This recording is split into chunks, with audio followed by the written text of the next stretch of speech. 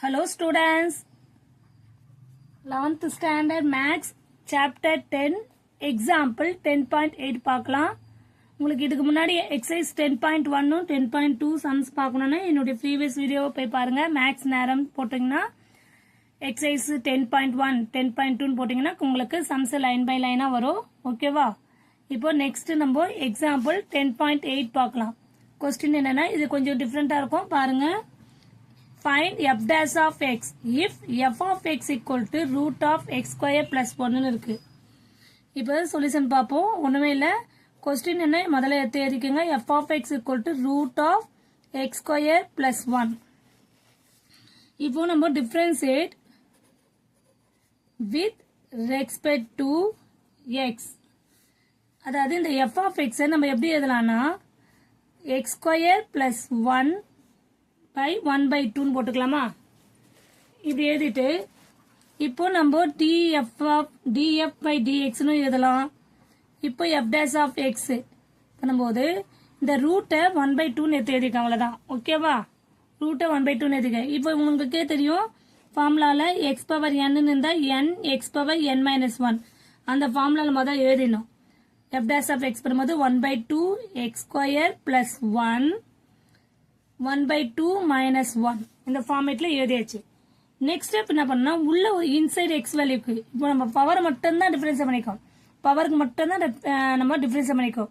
பவருக்கு அப்புறமா நம்ம உள்ள இருக்க x ஸ்கொயர் வேல்யூக்குல x ஸ்கொயர் பிளஸ் 1 ஒரு டேர்ம் மட்டும் இருந்தா பரவாயில்ல. ரெண்டு டேர்ம் இருக்கு. அப்போ x ஸ்கொயர் பிளஸ் 1 அப்ப அந்த டேர்மை திருப்பி நீங்க டிஃபரன்ஸ் பண்ணணும். dy dx ஆஃப் இந்த உள்ள இருக்க டேர்ம் மட்டும் x ஸ்கொயர் பிளஸ் 1 ஒண்ணுமே இல்லமா.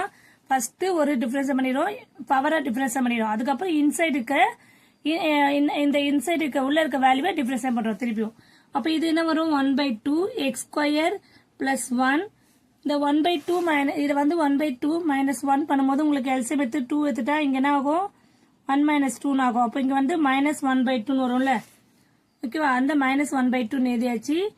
டிஃபரன்ஸ் இதை டிஃபரன்ஸ் பண்ணோம்.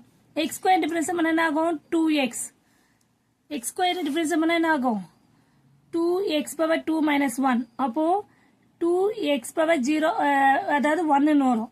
அததான் நான் 2x ன்னு எழுதுறேன். ஓகேவா? 2x டைரக்டா எழுதிட்டேன். கான்ஸ்டன்ட் டிஃபரன்ஸ் பண்ணா 0. அப்ப என்ன வரும் 1 by 2 x square plus 1 minus 1 by 2 into 2x ன்னு வரும். இது 0 ஆயிரும். ஓகேவா? இந்த டேர்ம் நீங்க எப்படி எழுதலாம் x by சாரி நெக்ஸ்ட் இந்த 2 கேன்சல் பண்ணிடலாம். அப்போ வெறும் x by இந்த மைனஸ் 1 by 2 கீழே வந்துச்சுன்னா பைல வந்துடும். x ஸ்கொயர் பிளஸ் 1 ஓகேவா? x ஸ்கொயர் பிளஸ் 1 வருமா? 1 by 2 அப்போ இங்க என்ன ஆகும் x square plus 1 by root of x square அதாவது x by ரூட் ஆஃப் ஏன்னா 1 by 2 கீழே வந்தா பிளஸ் 1 by 2 ஆகும்.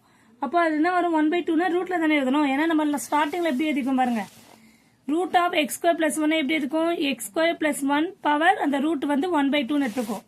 அப்போ மைனஸ் வரும்போது டினாமினேட்டர்ல வரும். அப்போ x by x square plus 1 இதுதான் final answer. df by dx னு சொன்னா இல்லனா f dash of அவங்க கேட்டுக்காங்க find f dash of x.